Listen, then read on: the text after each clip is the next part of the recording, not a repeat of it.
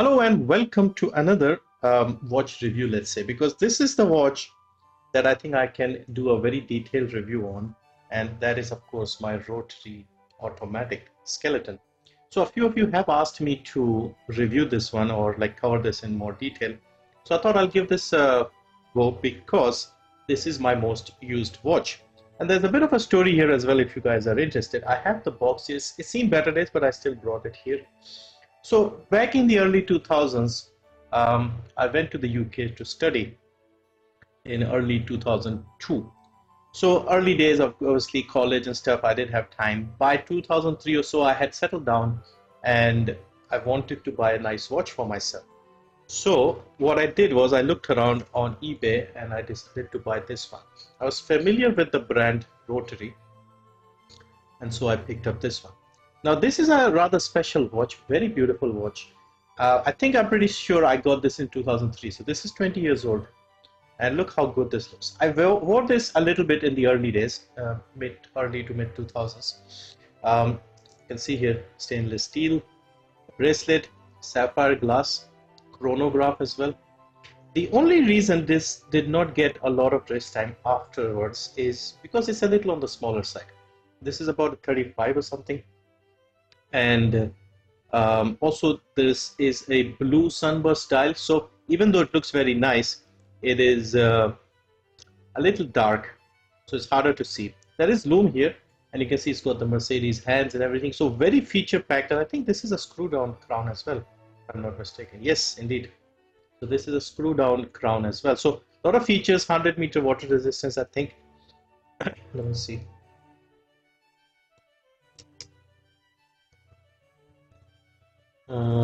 Water, I can't see properly from here. 100 meters, yes, it says 100 meters. So yeah, very beautiful watch, and as you can see here, 20 years later, it still looks brand new. So after a few years, I was still sort of into watches back then. I used to buy and gift watches to friends. I remember I bought this big Ferrari dialed watch, and I gave it to like a friend, and so on. So a lot of watches had gone through, and then back in 2006, early 2006, I was doing well financially. I was in a decent shape, so I thought I'll buy a nice new watch for myself. And of course, you had the Seikos and Citizens and all those things, but I was a fan of Rotary, so I went and treated myself to this one. So around 2006, I think March of 2006, maybe even earlier, I decided to get this one. And there's a store in the UK called Argos. Argos sells all sorts of things. They have a very weird system where you don't have much on display. You go in there, there are big catalogs lying around. You turn over to the page you want. There's an item code. You fill out a piece of paper, write the code, pay the cashier, and just sit with paper. They give you like a number ticket, and then when they bring the item from the warehouse downstairs, they call you up and you go and collect it. So that is how I got this watch. This was on a massive sale. This was like 125 pounds if I recall, and on sale this was like 60 pounds, 65 pounds, something like that. So this was also my first automatic watch. So automatic Miyota movement, I think. So I think it is it's the very common one that you see in a lot of these entry level watches. I think 8N 1224, something like that. So that is the thing. I was also a fan of skeleton watches, so I wanted to get one of these. And yeah, overall it has served me very well. This has been my main watch from since I got this until, let's say, 2020. Now to be fair, later half of the last decade I did not wear it that much, but this was still my main watch. Like what I used to do was I wasn't wearing watches at home, but if I was going out I would pick this up, set the time, and then go and come back, put it back in.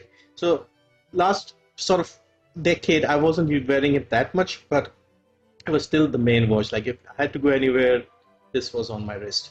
So the original box here, as I said, has seen better days. The hinges came out. This was okay until I came back to India, and I think we kind of left it in the storage or something and kind of broke. It's still not that big a deal, and I have another box, so it's not a problem, I guess.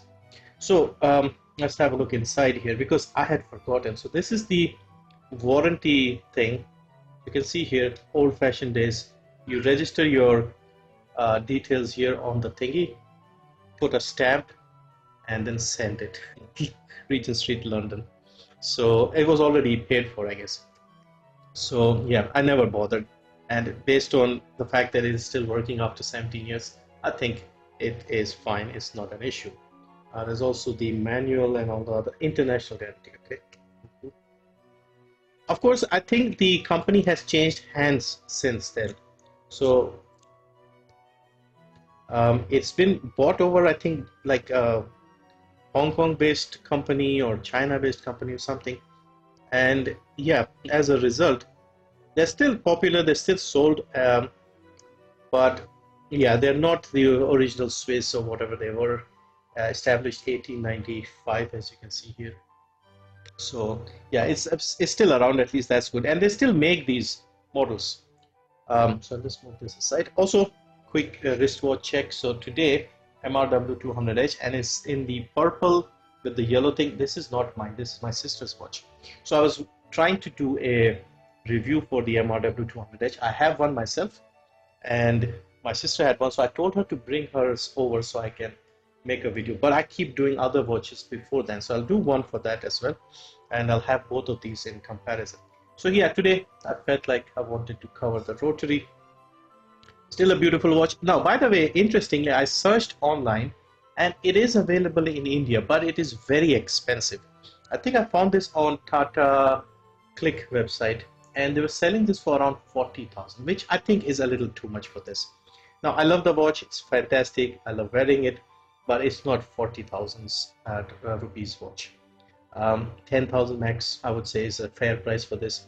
Now, of course, the issue is the importer would have to bring it into India, pay the customs, have all of that, then sell it here at a small profit or something. So as a result, the price has gone up. So if you do see this in India and it is in the range of 10, 12, I guess then you can consider it.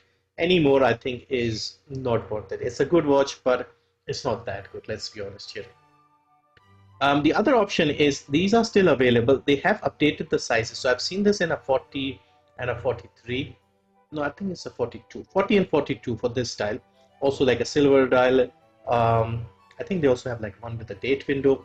Also, I remember back when I got this one of my friends in the UK in London, he saw this watch and he said it's a very nice watch. And he was like coming back home. So he said he wanted to buy one for his brother. So I remember him going and buying one for his brother, and the one he got had a date window. So pretty much everything was same. I think there was just a spot for a date window here. Apart from that, it was identical, maybe slightly larger back then. So yeah, very nice watch. As you can see, I like these Roman numerals. And as you know, if you watch some of my videos, I'm not a fan of date windows. So this one just symmetrically, it looks good. I don't like hate date windows. Some more watches do it well. I like the ones with the Cyclops magnifier, and sometimes it's fine, but sometimes they do tend to ruin the symmetry as it were. So yeah, as you can see here, very nice watch. Should I do the dimensions? Let's do the dimensions because these are perfect dimensions. All right, here are the dimensions for the watch. Now, keep in mind, for the majority of the time I wore this watch, it felt small because in those days, the fashion was for the big oversized watches. So I think this is like a 37 or something. Okay, 37.3 from 12 to 6. Let's try 2 to 4, 2 to 8, I mean. Yeah, it's a 37. I don't know if you can see here. Hang on. 30, hang on. 37.3, so a little over 37. I think these are very comfortable proportions. 35 sometimes feels too small. 30, 40 can feel a bit big on these skeleton style watches, although 40 would be perfectly fine. In fact, 42 would be fine because I don't think the lug to lug is, let's see the lug to lug.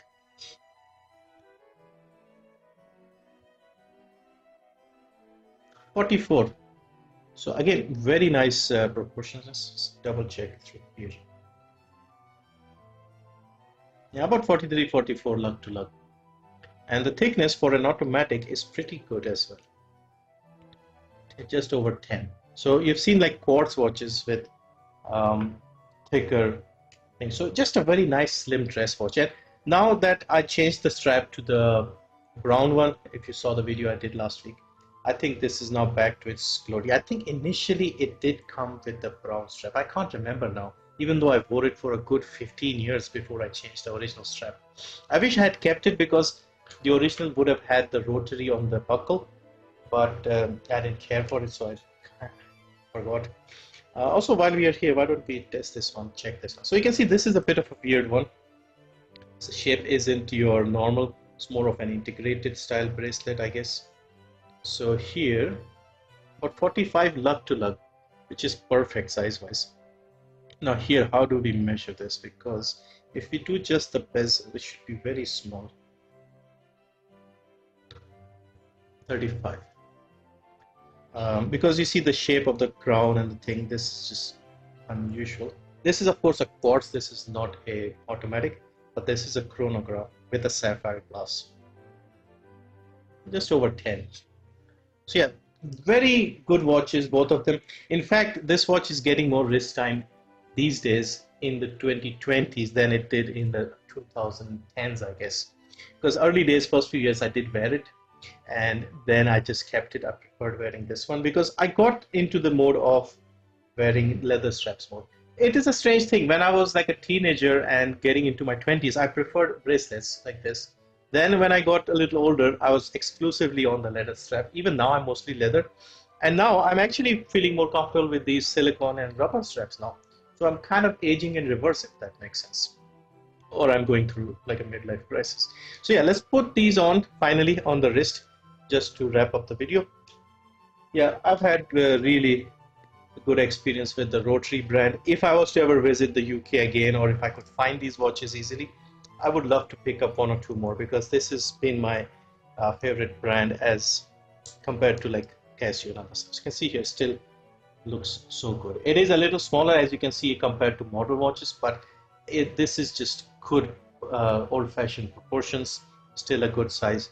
Like I said, a little harder to see sometimes, especially if it's a little dark, but still a beautiful looking watch. And again, 20 years old. I don't know if I still have the extra links on this one because I may have lost it. And then this one I do wear it very regularly. So this one here, a brand new strap, as you know, last week got it. Come on.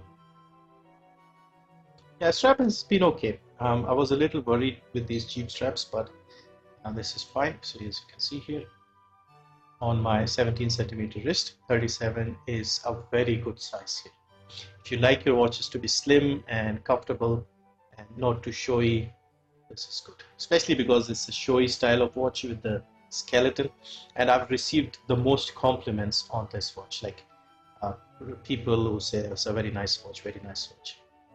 So yeah, I hope you like this one. I thought I'll just take you down memory lane, few old stories.